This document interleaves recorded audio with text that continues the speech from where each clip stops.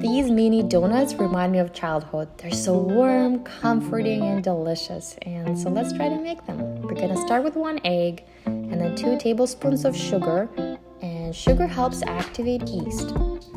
And then we're going to add 2 teaspoons of instant yeast. And a cup of warm milk. Make sure the milk is warm so it doesn't burn yeast, but it gets to activate it. We're going to mix that.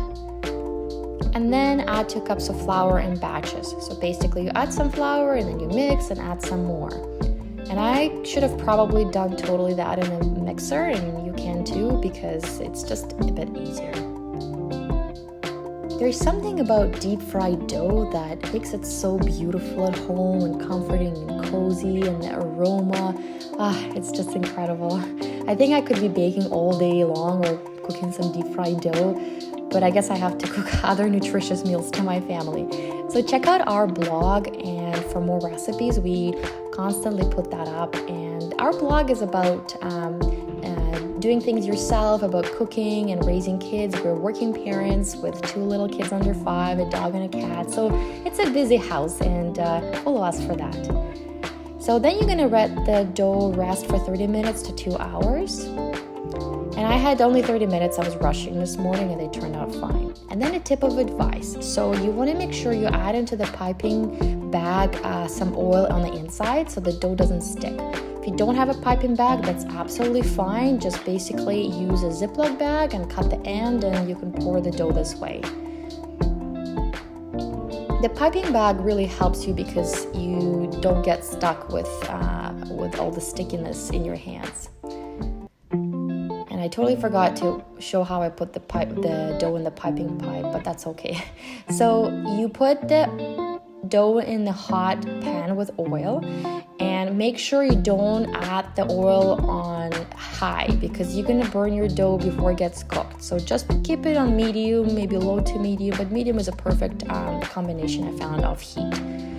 And then you could see I tried experimenting at first and did the sticks, and the sticks really will happen if you have a thin narrowing of the tubing. If you make a thicker cut, which I did, then you're gonna get the actual bowls. And my son loves Timbits, so I wanted to do the bowls, and they turn out great. But you know, at the end of the day, no matter how you cook it, in which shape or form, they're gonna be delicious. But then we all know the kids love it their own way. And then so you let it deep fry for a couple of minutes, and then you watch them to become light golden, and then you turn them around and basically deep fry them on the other side. And then you take them out and put the new batch.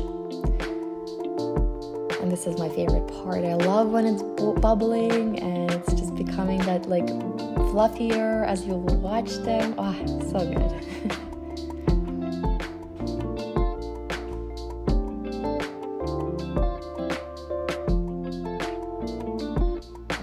I could stare at this all day.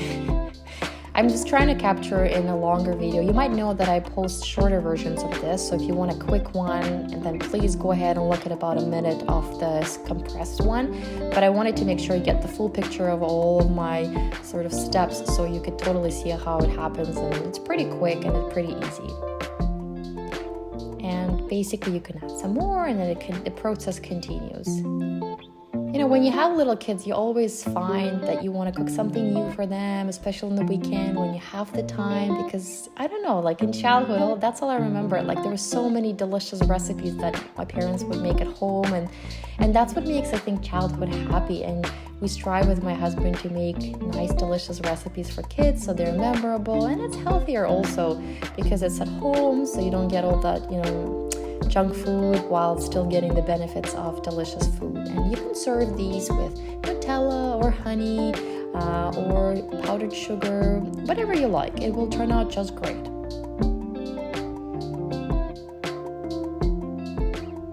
This is a really easy recipe. The piping bag creates a bit of frustration, but keep in mind, I'm doing it with a piping bag because the dough is something you can't handle with hands. It's pretty sticky. But given that it's sticky, it's going to be more fluffier. So it's not going to be a dense sort of dough. And this is what I really liked about this particular recipe. And you could totally see that I cut out a bit of piping bag in there floating, but you know, it will be fine. I really didn't have much time this morning, so this is a good recipe if you're rushing. We had to get out of the house and do some chores in the afternoon, so it took me less than an hour. And here you go. These are delicious donuts, and I really hope you enjoy them. And they're really, really fluffy. And then the funny part, I asked my husband to try to squish them too for a photo, and he just like, what do I do with this? Enjoy and follow us for more. Bye, guys.